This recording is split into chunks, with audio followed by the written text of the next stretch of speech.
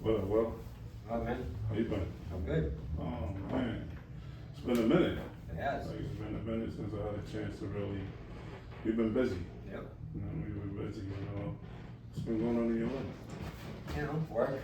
Just trying to make a paycheck every week. Working from 6:30 to 4:30 almost every day. So You called me. Busy days. You called me. What is it, 2 weekends ago? And you was really, really frustrated. I heard it in your voice. You get what I mean? And I was alarmed. Because I know how serious you are at times. You know what I mean? Because you don't bother people, and then when it gets to a point where you like, nah, I ain't having it. It spills over, and that individual is just like, he's a good person, but it has toxic ways. You get what I'm saying? So, how did you process that? I mean, it took a minute. I had to put myself, out where I was. Literally, I just took a walk out to the. I was talking to you in the laundry room. Okay. Because I was trying to get away from confrontation and trying to get back to where I was with my peace. And I mean, it took a minute. It's not something that's kind of to me, it's still kind of like a sensitive subject. But I don't mind talking about it. But the reality, not to cut you off, sorry to cut off your wisdom, but the reality to it is that falls under emotional sobriety. That's right, it does. Right? And with that being said, welcome to the show. DEK in the building. We got a good friend, Will. We've been on a long journey together. We had a lot of moments where I was able to watch him develop from his journey. And the story about the hair is not just about a chemical, but in fact, it's about a journey that's designed to destroy any individual that participate in that behavior. So what's up, Mr. Will? Just Oh chilling, man, right? Got out of work early today, so we come here to do the show. I appreciate it. Appreciate you pulling up. You know what I mean? And I think the audience will be very inspired. You know what I mean? So let's just jump right into it. Like, what is the family dynamic of Andrew? So my family dynamic, from what I know of, I know of my mom's side. My dad's side, it's a little shaky still. I really don't know everything because my family's got a lot of secrets. Where you from? I'm from Beverly, Mass. Oh. I was born in Salem, grew up in Beverly. Spent part of my life, just here and there. Okay. Moving here, moving there. But I used to hang out in Charlestown. I'm not from Charlestown. We'll just put that out. Because some people seem to think I'm from Charlestown. So I'm not from Charlestown. So let's back up. What is it? You're jumping ahead of me. What does life look like for Will growing up in Beverly? So I mean, Beverly's a rich town. Yeah. And it's Beverly's got money just like every town that's around in that area. Okay. Salem, Essex, Manchester, by the sea, like anything that's got a long ass name or it sounds expensive, it's gonna be expensive probably. Okay. But growing up, I lived on Central Street was where we moved from Salem because I originally lived in Salem, but that was only for like a year. Okay. How old? I think I was like one. Oh, It was one. So I was born in Salem, but Okay. then we moved to Beverly. Okay. And I mean, I grew up in a pretty much like a good working class neighborhood. Okay. Everybody in my neighborhood worked good, or worked a lot, I should say too. There was tons of kids too growing up. I had all kinds of people I could go out and play with. Okay. We got into like hockey. Gotcha. But it was a good growing up there. I took what I could from there, growing up. So just the what family- was it like? Like you said, it was good growing up. Like, but trying to follow, the journey into the progression So I'm asking you, like, your mom and dad, So what are their principles and, Right. you know, So on the outside, yes, you know, you would see, you know, my dad working hard, my mom working hard. okay, But on the inside, you know, there was, like I said, my family carries a lot of demons, okay, you know, and that kind of came to me, I guess you could say. But, you know, my dad, you know, God rest his soul as well, and my mom. But, you know, my dad was an alcoholic, okay, and he was a bad alcoholic. gotcha, You know, he would spend his paychecks, you know, down at the bar. And not only that, but he was smoking crack too, alright. you know, so. And how old were you when you started to witness this behavior? So I witnessed the drinking that I can remember from like 5 years old. I'm fine, very young. You know, that was my first real memory of, you know, just cause I remember, you know, walking into my mom's room one morning and, you know, just seeing, you know, beer cans spread everywhere. I got you. You know, so my dad was a really bad alcoholic, Okay. but my mom was too. But my mom was more into pills than she was, you know, into drinking. I mean, she did progress and become a very nasty alcoholic too. But I mean, she was more of a pill person. So how did this affect you? Do you have any memories of how that behavior affected you as you was growing up? Yeah, so I mean that affected me, you know, pretty good.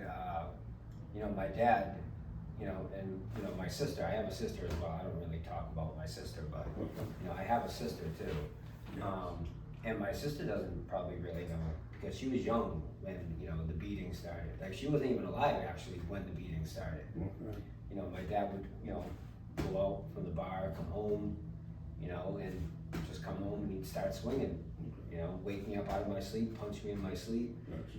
You know, and I don't really like. How old was you? Probably like 7, maybe 8, you know, something like that. Okay.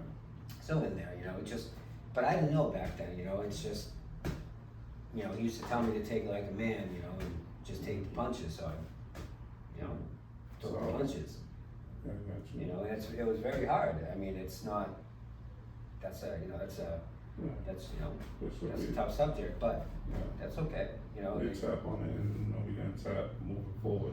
So, that's trauma. That's right.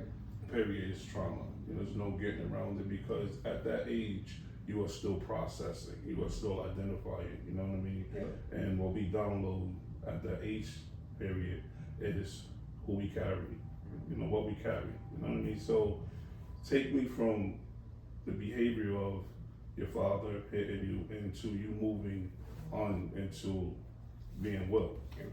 So, I mean, the beating started like when I was 7. My sister was born when I was 8 years old. You know, she was about 1, you know, or 2. You know, it progressed over. So when my sister, or no, we'll just continue with me. So we'll leave, you know, her part out for now.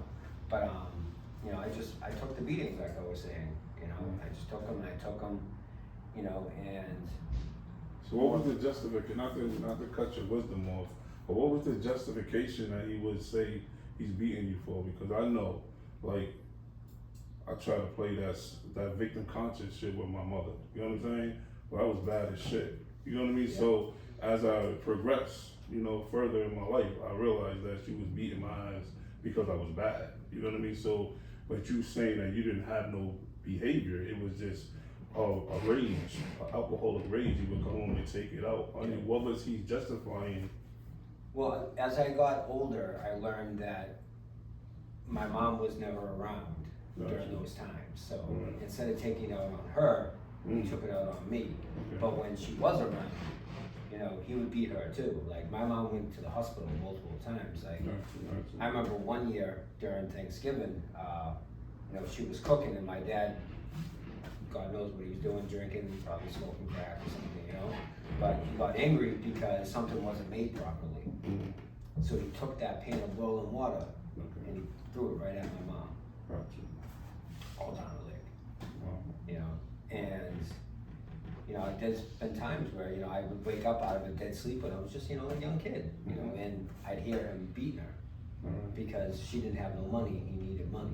Gotcha. You know, so I'm literally like speaking ill of, you know, my parents because they're still my parents. Definitely. But this is, you know, this is part of my story. Definitely. And this is what, you know, that trauma, like you were saying, like this is the shit that part of my language too, but you don't really, that you need to hear. Yes. You know, like people need to hear this. Yes.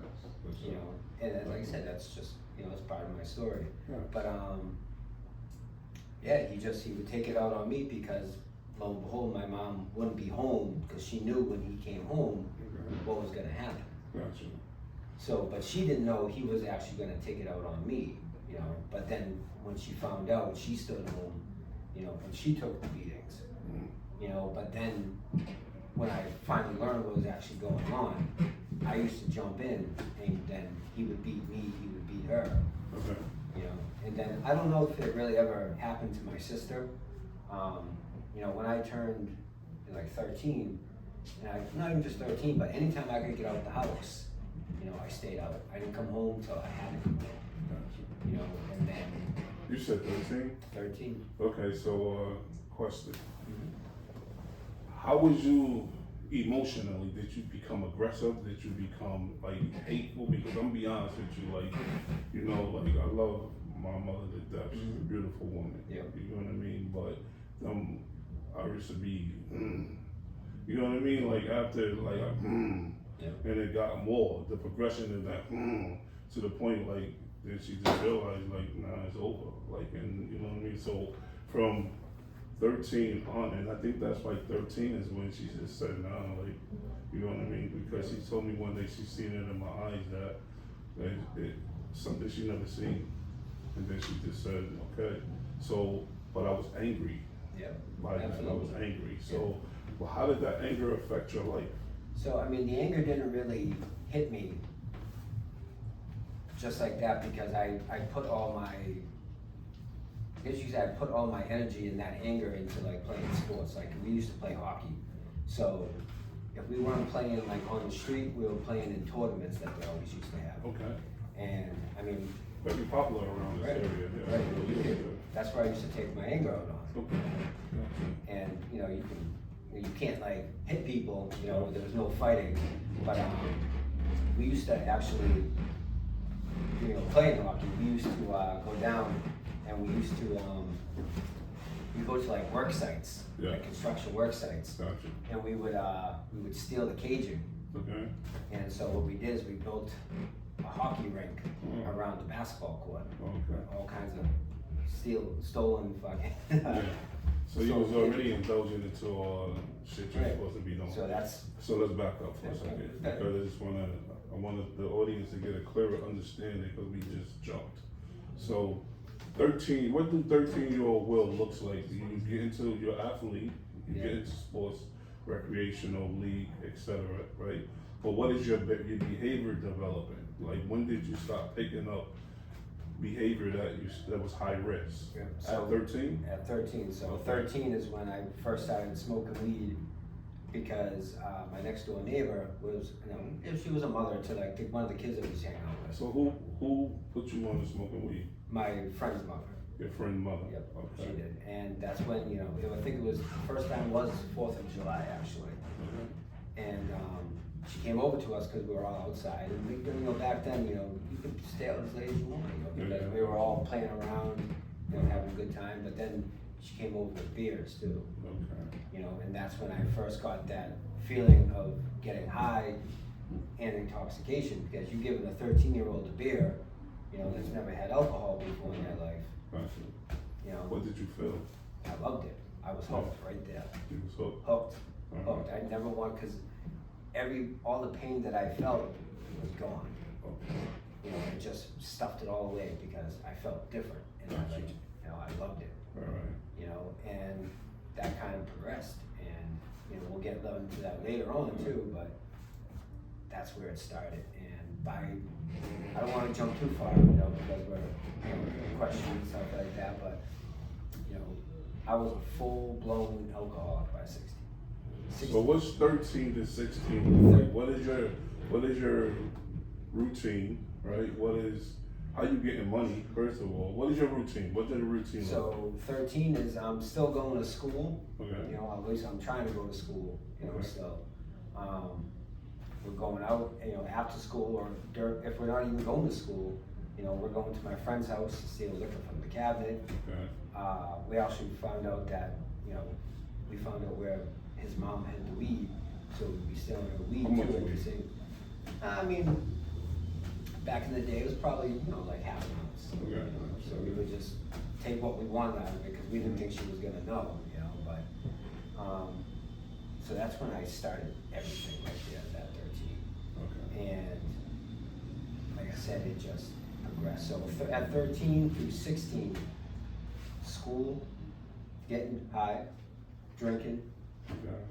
and then that's when the party scene And came in. stealing. And stealing, Yes. absolutely, and Okay. stealing, you know. All right. So let's get to 16. Yep. 16, all about partying, Okay. non-stop. So at 16, you know, my parents would allow me to bring my friends over, and they call it what parents call it drinking in safety. I got you. So now you're drinking in Right. safety, right? I did that. Supposedly. Beer though. Right, beer. Oh yeah, right. yeah, beer. Yeah. Smoking weed, beer. No, she ain't having that. Right. But then, you know, at 16 too, so like I said, full-blown alcoholic. Yeah. Every time I can go to a party or I can have a party, I'm having people on school nights at my house till like 1, 2 in the morning. Okay. We're playing cards, we're playing dominoes, we're playing whatever, you know? So what is your levels now? Like how much can you consume? Like So at 16, I was probably up to, I wanna say maybe like, I could push it, but probably like 15, 20. I could easily put down 15, 20 beers, or if we're going to like hard liquor, you know, probably like, you know, half a bottle. Okay. You know, and then, like I said, that's where we also got introduced at that time to the Viking. Yes. Pause. Okay. Go ahead. So what was your behavior like when you was getting like really intoxicated? Like That was, it was, did it cause you any trouble? Did you have any, altercations and police contact? Did you oh yeah. have Yep. So 16 is when 13 through 16, like we'll go back to that real quick. yeah. That's when I started hanging out with my uncle on my mother's side. And he lived in Charleston. How old was He was probably in his 30s at that time, I would say, in his 30s. And my education became teaching me how to steal cars. it? So now I'm learning how to steal cars, and you know, me and my friend would go out after he taught us. You know, for a while he would come with us, you know, but we would steal a car. Gotcha. I don't know what happened with What it. was the purpose of selling cars? Was you stripping them? Was you just because that was a thing back in the That was day? the You know what I thing mean? I back- caught a charge when I was young, playing with that just to joyride. You know what I mean? Yeah. Just So for- just yeah. to ride. Just to ride, and then sometimes, you know, he would throw us each like $300. Gotcha. So he was obviously either chopping them up, selling them, committing crimes with No, them. he you know. was shopping it. Right. If he throwing you $300, he got to connect. Right. You know what I mean? Yeah, so he's, definitely. yep. But again, back at 16, you know, now it's drinking. I'm living in the North Shore Okay. in Beverly, but I'm commuting out to Boston, going Right. to Charlestown. You double dutch. Right, double dutch it, right? So now I'm living two lives. I'm living that good suburban life, Yeah. or what I thought was, you know, the good suburban life. For sure. But going out to Charlestown back then too, like, you know, that shit was no joke. You know, there was a lot of trouble back in Charlestown. You know, and that's kind of where I got into the hate part of my life too, Okay. because I didn't really hate anybody, Okay. you know, but it was just that The influence. the influence that was out there. Okay. What was you going to Charlestown for? Basically, I was at 16. I'm going out to Charlestown now to buy more pills because I progressed to What kind drinking, of pills? Vicodin, Like- Percocets, Okay. you know, whatever I could get my hands on back So then. you using it or you selling it? I'm using it. Okay. I'm selling it, but I'm using it How too. much? And at that time, not that many, because I wasn't really big into the pills. I just like to take them because it would take the edge off if we were going out to do something. So you just more of a drinker and Right. smoking and Yep. smoking. Okay. But like if we were going out to do something that night, like those pills would take the edge off. So that's where I first got introduced to, you know, to opiates. Okay. So the progression, I'm following your progression. For the audience, we're following your progression because you started young, right? But you in Beverly's a different perception. It's a different reality. It's a different flow. But when you cross over that bridge into the being, that's a totally different reality.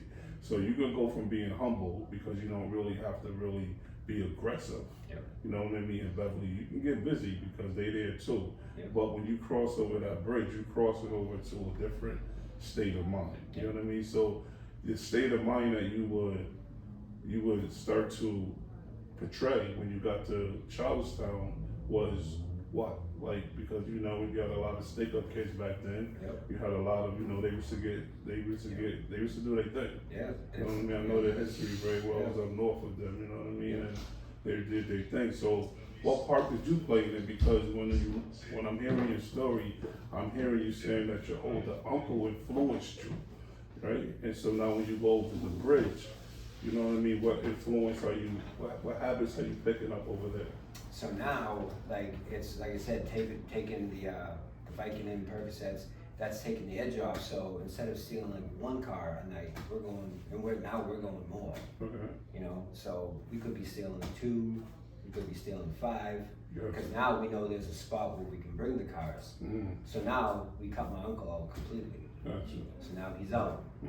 So now we're taking the cars, we're getting the cash, and we're like, shit, this mother lover dude is giving us $300, man. We're banking $3,000 for each one now. So now the money's coming in. So now we progress. Me and my cousin that lived out there. Now we're progressing into selling.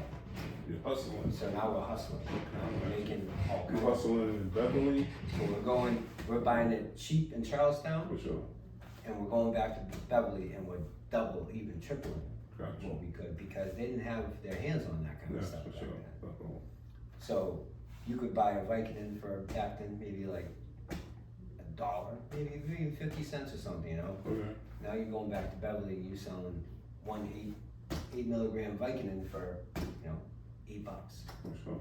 So you're not even doubling or quadrupling your money. You're just overkill now. Gotcha. So we're just making money. What you doing with your money? Back then it was all about clothes, you know. It was all about the shoes, it was about the clothes, South Still Pole, is.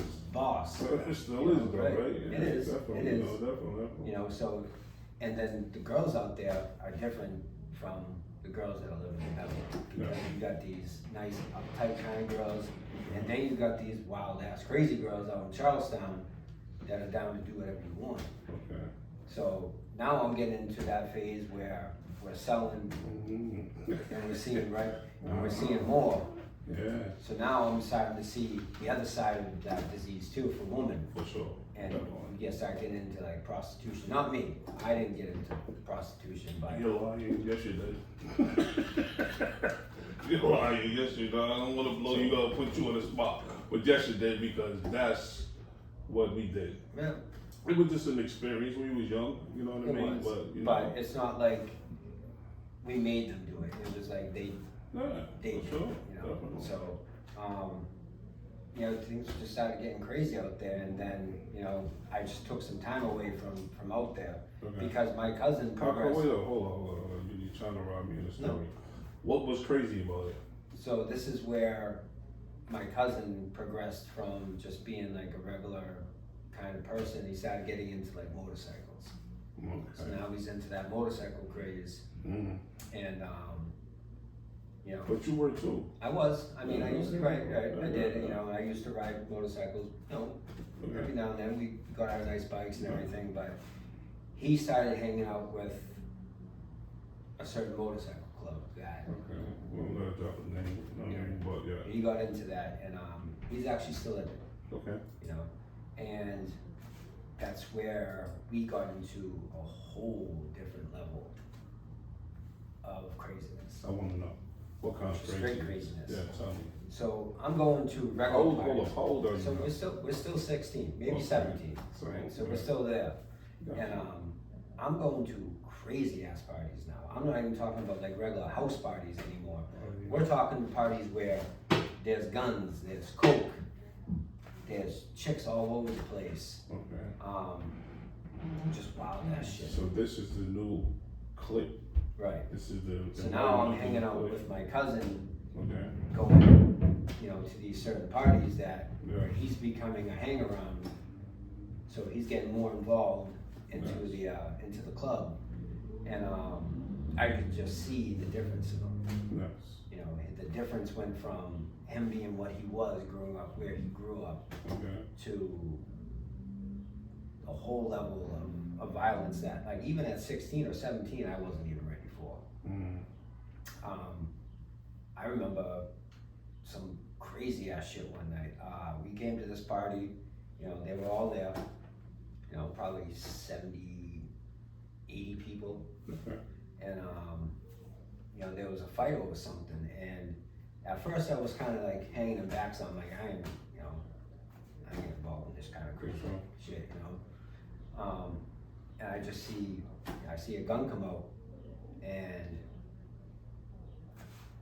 right through the dude's kneecap because he didn't want to pay somebody their money. All right. So now you have and this is where I also learned my part of like loyalty, I guess you could say, because loyalty to me is being honest, right? You gotta be honest with people with loyalty. Mm-hmm. You earn respect, and that's what I learned too. Is you earn respect. You don't just get respect. Gotcha. You gotta earn respect. All right.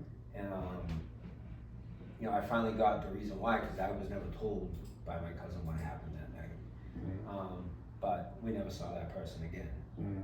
And he was one of those people that was supposed to be at all those parties. Mm-hmm. So right there, I grabbed my cousin, when we weren't seeing that person no more. I said, hey, listen, man, maybe this isn't what you should be doing. Because now, like I was saying, 16, 17, we're progressing out of selling weed. We're progressing out of selling, pills, and now we're progressing to cocaine. Mm-hmm. And now cocaine is a whole different animal itself. Gotcha. And when you get something, you get a package, those people want their money. Oh, that for sure. And they want that money. Yeah. But they didn't sometimes, you know what I mean? But it's able to get it too. You know what I mean? Just keeping it real. Yeah. This platform's keeping it real. Right, absolutely. But this is what I want to ask you before we go on into the next level of the hustle. You know what I mean? Because it's always the progression. We're on the progression now. We're following this progression. So you said that you had to step off from your cousin because he was just like, he was validated. You know what I mean? He wasn't about that, but they accepted him. So now he was living up to the expectations that he had to live up to in order to fit in with that clique, right? You said you stepped off on him. So you broke away from that. Why you just didn't stop? Because the stop sign is right there and you still flew past the stop sign. Why you didn't stop? So I didn't stop because I saw from selling pills and selling weed to progressing to selling 8 balls of cocaine. Okay. And that money was just flying. But you just realized, not to cut your wisdom off, but you just realized like, yo, this is this ain't for me. That affiliation wasn't for you, right? Because it was another level, because there's levels to this, you know what I mean? And you stepped away from that, but you stepped the progression to still be indulging into, chemicals is still there. So the fear of the violence, the fear of the next level of the murders and etc. wasn't for you, but it didn't scare you enough to stay away from the chemical. All right, so I just want to follow you. So now we at the 8 ball. We selling weight. We selling 8 balls. Selling 8 balls at a time, 2, 3, 4, depending on who you're. Because certain clientele has certain people that are just gonna lowball. You talking quality and quantity. Yeah. And the money just was pouring in, and that's when I decided getting addicted to cocaine as well. Okay. So now we're doing. Hold on a second. So you start hustling the coke. Yep. Right. How did you dip into? Say before you started hustling the coke, there was no cocaine use. Nope. So this is a whole new. Yep. This is a whole new animal. Because I noticed if we would go pick up an ounce and I sold so much, I had so much for myself, or I could make extra. So as long as I had that money, Gotcha. whatever was there was just profit in my pocket. Alright, so how did you come to experiment with coke? Just late nights. Late Nights. Sometimes you go in 24, 36 hours, but you're making, you know, Yeah, I know. a decent amount of money. Yeah, And you just gotta stay awake. gotcha. So now you're staying awake, you're making money. Now you're partying all night again. Mm-hmm. And I got a phone call one night. You know, I'm completely geeked out of my mind, doing coke. Probably been up for 2 days or so. Okay, so Yeah, one go ahead. second. Excuse me. You say you started sniffing Yep. because you needed the energy, right? So, how much was you sniffing? I mean, me and my cousin were probably going through, I don't know, together. You know, maybe I would start off like I was going through maybe like a gram every like 2 hours, Okay. just to stay like, you know, awake and alive. Gotcha. Keep going. And how old are you? So it's probably about 17, 18. 17, Right in there, okay. 17, 18. Alright. And also, you know, to go back a little bit, like that 16 period where I learned about like my anger and like how much I also liked violence. Hold up, bro. Hold up. I know. I just Hold up, bro. Hold up. Okay, it's a part of the story that I'm probably missing. No. Hold up, bro. You can't dislike violence and then like violence. You're confusing me. You know what I mean? So Well, you thought you didn't want the I thought I did, which is correct. but the smoke comes along Right. with it. You jump off the porch with the expectation to get paper, party, Right. relax, validation, but then the fine print is the violence. So basically, you say, because I don't want them to think that you're contradicting yourself. Right, Basically, right, no, I get it's the fine print. Right. The fine print that comes with the fine print, Yeah. that comes with the culture, that comes with it. Yeah. There's no getting around it. That's right. All right, so say you start to understand that you had that taste to get busy. So it started one night where it ended up being, you know, a fight at a party that we were at, and yeah, I'm like 16, and like, you know, I never got into a fight, you know. Because you at 17 now. Or at 17, all right. It's so 17, 18, yeah. So when I was 16, what I was saying is like, that's where that came in, like where I got into that fight. You know, we'll just skip that real quick, but we'll go into it. But I was 16 and I never got punched before. Okay. Never got punched before, Okay. but I got punched and I was like, from the beatings that I used to take, Mm-hmm. that was nothing. Got you. You know, it was nothing. Mm-hmm. So that level kind of progressed and getting into like 17, 18 again. You know, that's where the violence really started to come in. And that's where I was saying this is where I had to kind of step away, because there was one night me and my cousin were told to go pick up something. All right. So now we're going to pick up something for someone. Mm. And we all usually know how that kind of shit's gonna go. Gotcha. So we go and we go to pick it up, and you know, we go to meet the guy. Okay.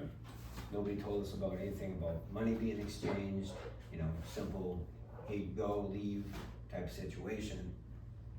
And he didn't want to give it up. Mm. So now my cousin's getting nervous, I'm getting nervous because we don't know if there's gonna be some kind of setup. Okay. You know, I'm in a place where I'm used to being in Beverly, right? Yeah. So I know my way around. Mhm. You know, Charlestown is a whole different animal. It might be small, Yeah. but I still don't know where to go this way, that way. So what we did was we ended up completely just beating the guy up, stealing what he had, Mm-hmm. and now me and my cousin are at a hotel.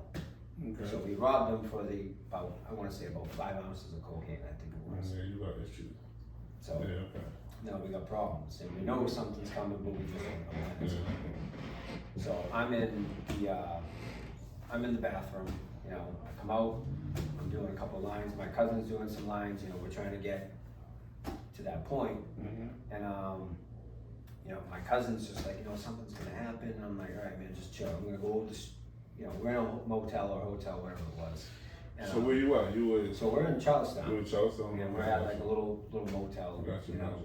and I told him because there's a store right across the street. I'm like, yo, listen, I'm gonna go get a couple drinks, Okay. you know, so we can calm down Calm and down, shit. So yeah. I'm going to buy alcohol, come back, and I noticed as I'm walking, I didn't come back. As I'm walking over, I hear a car kind of like screech into the parking lot. So I didn't know what the hell was going on, so I go over to the store, just random shit, somebody's driving crazy or something, I don't know. And I go to the store and I come back, and there's two dudes in the room. They got my cousin asking where the shit is, and we weren't stupid. We didn't leave it in the place. We only left a small amount with us. So now they got my cousin, and now we're talking about guns. So now they got me, they got my cousin. They want us to call a couple people. So my cousin called one person, and 50 people showed up. And From the Boston area? From the Boston area. Okay, got you. So now, Southie? So now you got 50 people. Southie? Southie. So now you got 50 people, and that night was a level of violence I don't think I've ever seen in my life. Okay. What I do know, and what I can remember from that part, was I don't think those two dudes ever walked out. I don't think they ever walked out, and if they did, they were someplace else afterwards. Oh, I got what you're saying. It just clicked to me because your cousin's affiliated. He's affiliated. So I don't think those two people ever walked out. All right. But that's when I kind of stepped away, and I came back to the North Shore, and I stayed in the North Shore.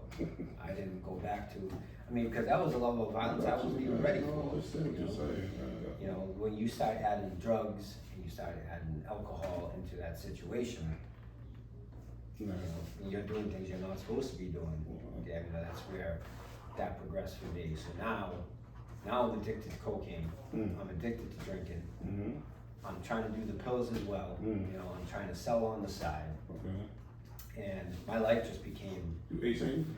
18, 19? 18. And that's when I met, one girl that I dated. I dated a couple others, but this girl I kind of like fell in love with. And it was like one of those girls where, I even told, my girlfriend, which is here with me, that, that was the love of my life at the time. And she was. Okay.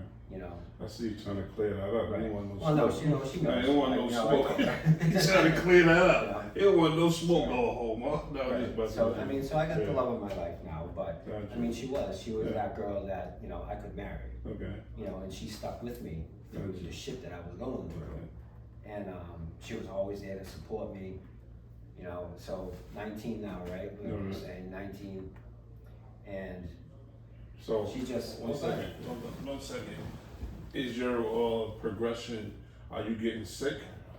So now I'm just. I don't want you to go from your girlfriend. I just want to see. I want to see where the behavior you are at with this relationship. So now, with the drugs and the alcohol, I'm just always going. So like I was telling you, I didn't ever have to go sick because I had my cousin. So when I actually did have to go see him, he knew it was full. No, I'm not saying you going without. I'm saying with your body. The body took has taken over, and now it got this cravings. You know what I mean? So the obsessive compulsive is already there. So now I'm drinking more, I'm smoking more, I'm sniffing more, I'm popping more pills, and my girlfriend's at that time, like I said, the love of my life, everything like that. She's telling me you gotta calm down. You need to slow down. She's like, I'm gonna stay with you, and I'm gonna try to help you through this. And the next day after she said that, we woke up, and now we're living, together. We got our own apartment, and she didn't feel right. So we were like, all right, well, we're gonna go to, we'll go to the hospital, go to the doctors, whatever we need to do. And we found out that she had stage 4 terminal cancer.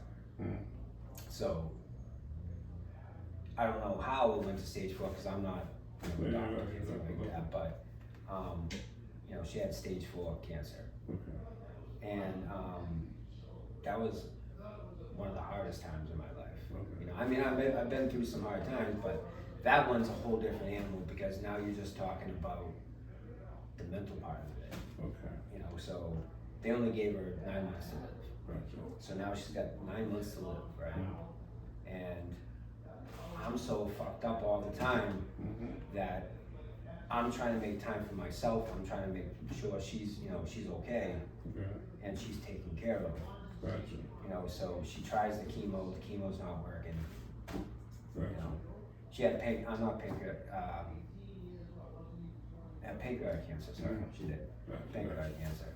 Gotcha. And that's where that lying part of that disease kind of kicked in. Because I had to look at her every single day, you know, and tell her that she was gonna be all right. Gotcha. You know, and we knew, she knew that she wasn't. You know, she knew she only lasted 6 months. Okay. And but I would make sure like every day, you know, I'd get up and I would do what I had to do. You know, drink, smoke, do some more coke because I couldn't handle my own life. Now I gotta try to deal with, you know, the love of my life that stuck through with me. Gotcha. You know, through a lot of shit. And I did, man. I woke up every day and I had to lie to that girl. You know, that was hard. It was hard waking up, you know, because I didn't even want to do it, but I knew if I didn't do it, you know. Gotcha. So what is Will like? Let's move forward. You know, not to say that's not an important part, Right. You know what I mean? But what is Will like, you know, after this ordeal of her, you know, descended to the next level? So, and where are you at psychologically? Where are you at physically? What direction are you headed towards? Right. I completely checked out. Okay. You know, so emotionally, you emotionally now, right? Okay. Emotionally, I'm just checked out. All right. So it's over. You're on your vacation. Right. Yep. You're on your So vacation. now it's just Gotcha. constantly drinking, constantly, you know, doing coke, constantly popping pills. Gotcha. And I'm starting to find out now that the opiates are doing more for me than the cocaine. Okay. So now the cocaine's kind of going towards the back end, and the pills are becoming heavier and heavier. And then, you know, my cousin started showing me about perk 30s and how you can take perk 30s and you can crush them up and you can sniff them. So now I'm sniffing away on fucking perk 30s. You know, I'm stealing my girlfriend's prescription. So this is the girl that I love, right? Yeah. The girl that I love. And this is what this disease does to you. Is you can literally love someone, right? And then you steal it from them.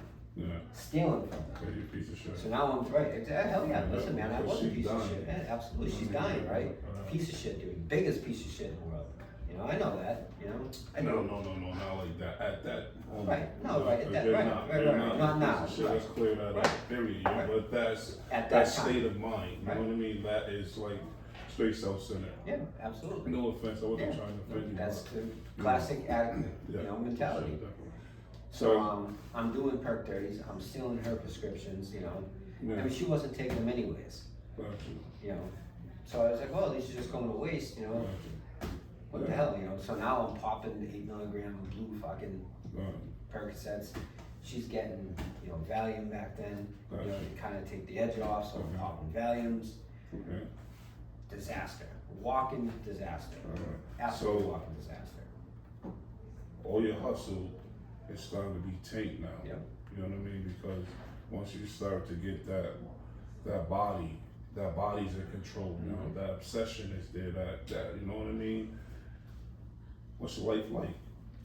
Chaotic. Chaotic. Straight fucking chaos. Take us through that. Take us through that journey, because now that takes you to your freedom. Yep. So now I'm 19. So after my girlfriend passed away, you know, I was just heartbroken, you know. Gotcha. And now I'm on a run the first run I've ever been on, which I thought was the worst. Right? We'll get back and we'll get into the other runs later when we talk. But this run, now we're just robbing people. Like, we're not even paying for shit no more. Okay. Now we're just going and we're straight stealing. Taking it. We're taking it. Gotcha. We're making enemies everywhere we go. Okay. And finally, what happened was, this is the first time I went to jail when I was 19 years old. How did that happen? So we actually robbed an informant Mm. for the Boston police, I'm assuming. It was the Boston police. Yeah, like he had a bunch of stuff. Maybe there was a drug deal he was supposed to do. Okay. We got word that there was a pretty penny sitting in that house. Okay. So now we're going in 5 deep and we're robbing that house. Gotcha. We're taking everything we could. Gotcha. And that's my first experience with jail. So was that a break-in? Was that a B&E? Was it a home invasion? What was it? So the cops got us on a home invasion. Ooh. Ooh. During the night. So now, right? Yeah. And not only that, but now we're caught with all the drugs too. So now that was my first experience with Middleton, and that was 2.5 years. And I was told by my cousin, because he wasn't there. He told me, he's like, listen, you're gonna shut your mouth, because if you don't shut your mouth, you're not gonna make it in there. So when I got to prison, you know, I didn't know what to expect. This is my first time going to jail. I don't know what the fuck's going on, you know. I'm going through processing, and we'll go to the court date actually. So I go into that court, and I hate that. Like, I hate it, because I saw my cousin sitting there, and he was sitting there with some people, and those are people that. So you say you ate it, you didn't have no damn choice. Oh, you took it the way for everything. Yeah. That's what you're saying? Right. Well, you look at it. Yeah. So I ate it. All right. Because I was told that, you know, if I said anything, you know, that was going to be the end of it. And I don't know what jail is like, dude, because I've never been in jail. Gotcha. So I got my first experience with Middleton. That was 2.5 years. That shit sucked. It was. Yeah, that's horrible. Oh, Absolutely fucking horrible. Yeah. So now I'm in prison. And the way my family is that when you go to prison, you're by yourself. Like, no one's coming to help you. Gotcha. You by yourself. So how long?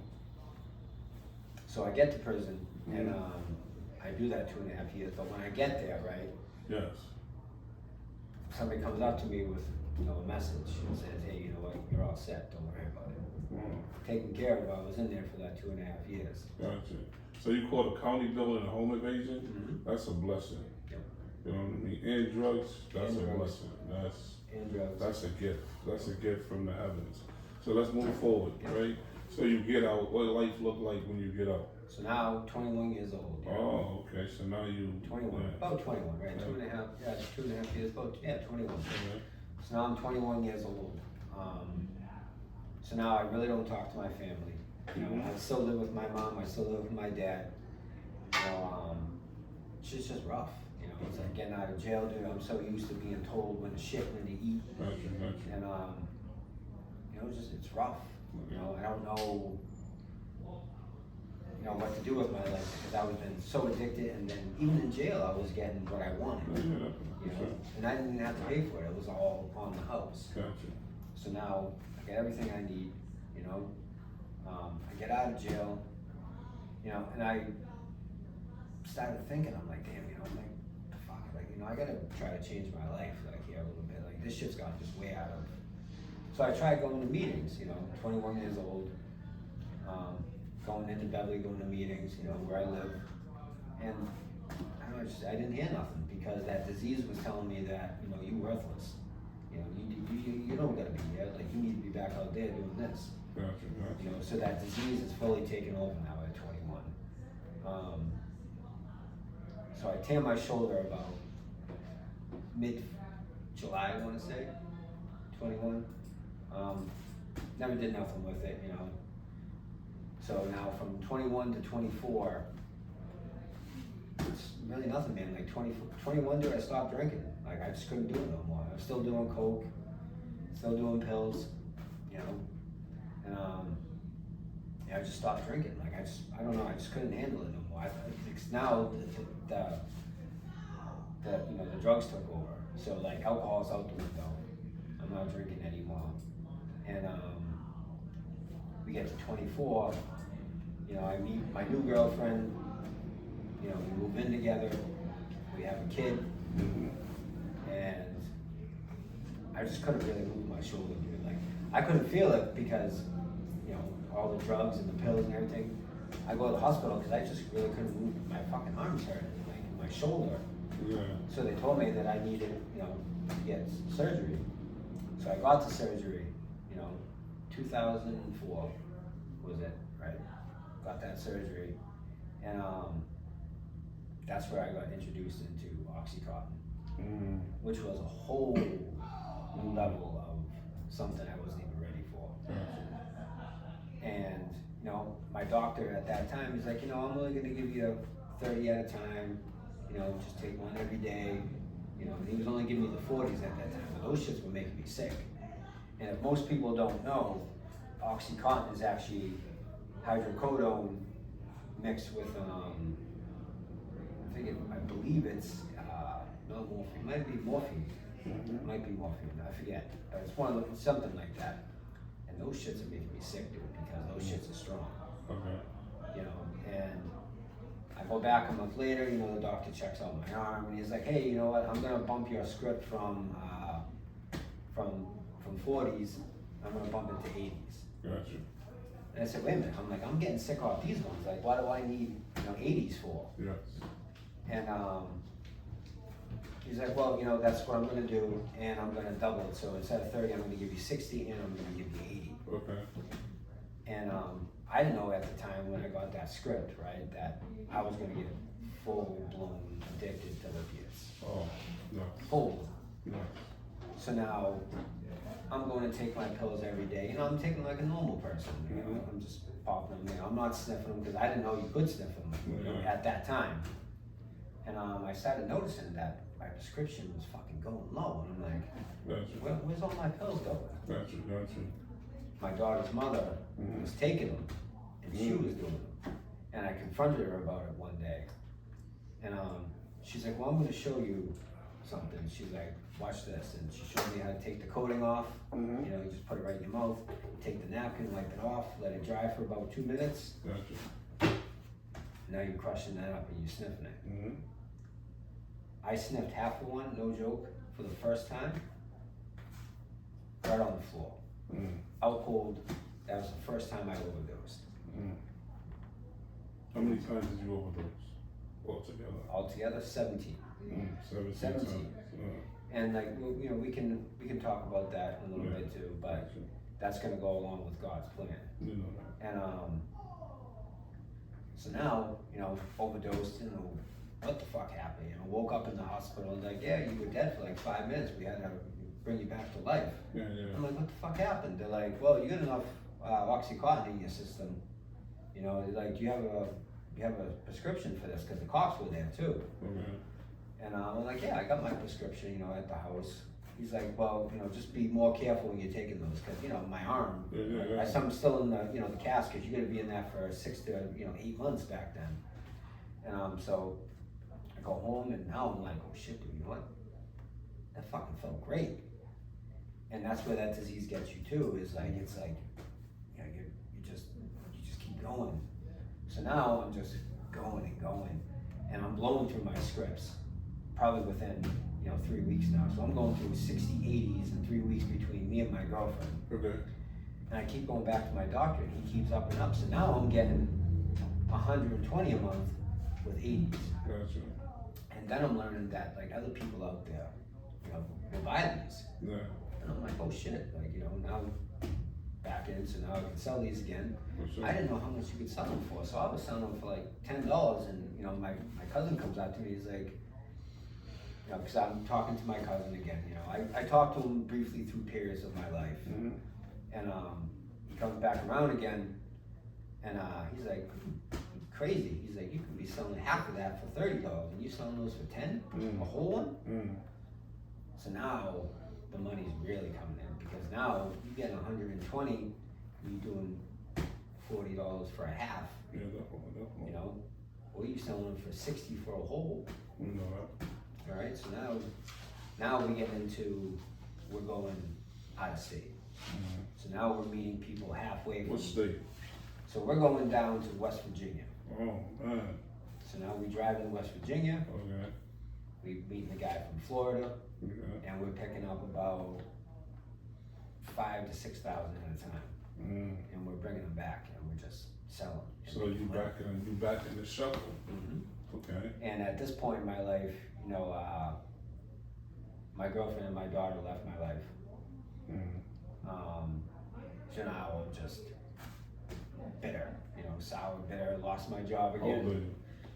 you? 24. I was in 2004, I was 24. Okay. So, we in 2005, 2006. I'm about 26 now. Okay. Full blown addicted. Gotcha. Causing more ruckus and more shit with my cousin again. For sure. And we just making money. And now we're selling to the police. And I thought. In Beverly? I'm not gonna really say because I don't want any. But you was back in Massachusetts? It was in Massachusetts. Okay, I got you.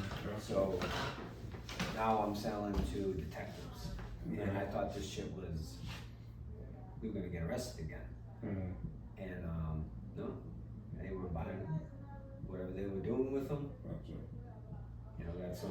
That's on. You know what's crazy about that is that, not to cut off your wisdom, is that the radar with the epidemic for that, Massachusetts was the light that made the feds really look at the epidemic of the pills. You know what I mean? Massachusetts is one of the states that was hit the hardest with that crisis. You know what I mean? So you say you was dealing with the law enforcement and. So we're selling to cops on a regular basis, probably 3 or 4 of them. Okay, gotcha. And so now you just manipulating shit. Yeah, Right? everything's getting manipulated. Yeah. Everything's still all fucked up. That progression. My life is just at that point, dude. Is just. Yes. Yeah. You the man now. Right. Well, I'm the man, but I'm also. You selling to the police. You the man. You know what I mean? And I've been in this. I was, cause I ain't been shit. I was all my life, and I ain't never heard nobody say they sold anything to the police. So your head is like super high. Yep. Super high. Okay, so take me through the Oxycontin process. Little did I know that there was like a pandemic. Yeah. Or not even a pandemic, but an epidemic with Oxycontin down in Florida and how bad it actually was. Yes, for sure. And now I'm hanging out, at a college. I'm selling to college kids. Okay. I found clientele that I never even thought I had. You up top, or you say in Florida? You up here, or you? No, so I was talking about how bad it was down in Florida. Sorry, I missed you. I didn't even know. Okay, got you. And now my cousin dude, we're meeting. He's going back to Charlestown. He's selling his stuff out in Charlestown. Okay. I'm selling my stuff around in the North Shore. Gotcha. And the people that he's with are taking their piece of that action because they're fronting the money. Okay. So they're taking their piece of the action. And just one day, we got set up. Somewhere down the line, somebody wants to take over. Whatever happens, so now we got set up. So now I'm going back to jail. Okay. And at this point, I try to have a regular job, right? So like, I'm trying to work a regular job. I'm trying to sell drugs. So I'm working at Wendy's at the point of sale, and the clientele down there is crazy. Okay. So I'm hiding my shit inside Wendy's, and that's where I'm putting stuff. Okay. And the cops could never find it because I was putting it up to the ceiling, and the cops could never find it. They were looking everywhere in there because they came one day when I was working with a search warrant, and they tore that shit apart. Lo and behold, I got fired that day too. But so I'm just hiding stuff, in there, and they couldn't find nothing, so they just kept looking and looking, and I stopped, right there. I didn't stop my addiction, but I stopped, selling. So now I'm just fully blown addicted to Oxycontin. My life is shit. I'm barely seeing my daughter, and if I do, when she is there, I'm still leaving to go make money or just go and get high because I'm not trying to get high with me. My daughter right there. Okay. So now I'm going to get high, so I'm leaving, and then I'm never coming back. So, I'm just leaving my daughter behind. My girlfriend at that time, or my ex-girlfriend, she wanted nothing to do with me. Which now I can see, I don't blame. And so my life's just getting worse and worse and worse, and we're just going through it. And now I go back to jail again for another 2.5 years. I got caught with drugs. So now I'm going back. Wow. So now I'm doing another 2.5 Okay. in Milton. I'm gonna have to pause this. I like it though, because you're gonna come back. This is part 1, you know, and I'd like to invite you back to finish your story. Yeah, we can do that. Because the time is up. Thank you for joining DEK. We really appreciate your support. Please hit that subscribe button because we really need your help. And we shall come back with part 2 of this story. Have a blessed night. Thank you. Thank you, bro. Oh, man. You got a long ass story, man. Huh? Is that not fair? I hope so. What's he say? Oh my god. So is that not fair? We good. I hope so. Did awesome. You think so? Yeah. Okay. And almost no sound the whole show. No You sound. didn't finish. But it's alright. Crystal said she couldn't really hear, but then she shut her fan off and said she could hear, but who knows? I told you that. We'll repost that. Yeah, we're gonna have to repost that. Yeah. Where's the camera? Did that line. It did. 10 minutes in. Sweetie, I never knew how much you could talk in life. There's plenty more. I would Oh, have no. gone really into like the 30s. You kept going back, Charlestown, this. Well, that's what it was though. That's how it was. You go ahead, come back. Can we just go in a straight line? A little bit? You can't, because that's the problem, is I would be going from the North Shore back to Charlestown. And Yeah, just, that's the hustle. I was to do Right. the same thing. because there's money to be made everywhere. Sure, He yeah. wants to go to 17, 18, you That was that era though. 16. That was that era.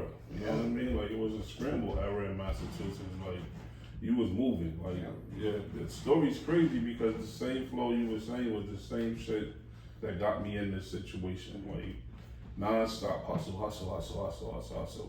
Non-stop hustle. That was it. Like everybody, not just a group of people. Like you just had everything that was youth because it was so much money. Yeah. Like it was not like it is now. Like you would just all you had to do was get to work. Once you get on the corner, you were getting paid. That's it. It was over. You could just sell sit out right in there. an All you hour. gotta do is sit right there, right? And you go home $16,000, $1,500. In an hour. Yeah, easy. It You was could, that you bad. could sell it in an hour, dude, if you had that Yeah, kind of you shit. did, for sure. Well, we'll get it right. We'll get it right. I don't understand what's up with my camera though. I've never had a problem with my camera and my battery. I don't understand, like that's weird, yo. Yeah, Dave. Like it is. It's like any battery buys them. Sweat, you're gonna turn that AC on when you get in the car. Yeah, this Good is. job. I had to listen to that one more time. I wanted to say something so bad, Alright. and I couldn't. Cool it, man. It's hot. I need a cigarette. Thank you. I appreciate everything. I just need some air. I'm Cooling, you know. You filled it. I'm glad we got a part 2, so when you come back, we can smash it. What do you say? Part 2 coming That's up? what we said. Part Part 2? 2. Part 2. Part 2, baby. I just need some air. I'll be following Shit them. back there, right? Got Swan under pressure, right? So much pressure he under. I appreciate you though, man. Like I really do. I'm gonna get you all out now. It's hot. I'm gonna start smoking. Can you guys give me something strong? You're gonna repost that, right? If someone just asked me. Yeah, we will. We will. Yeah. You're gonna repost. You good, bro? Like she said, I never heard you talk to him. Oh, I can talk when I need to. Oh, it's nice out Right, here. at least it cooled off. Get my Everett. It's not freaking orange anymore. That was cool though the other day. Like when the way it looked outside. What happened? Crystal goes, LOL, for the first 5 minutes. He's already slapping the chair. The first 5 minutes for the whole hour. I like that. I like it. Give me Look at this. You got the photographer Whoa. over here. All right, I'm gonna call it off. Oh, Good night, God. guys. Good night. We'll see you again. Have a good See night. ya. All right.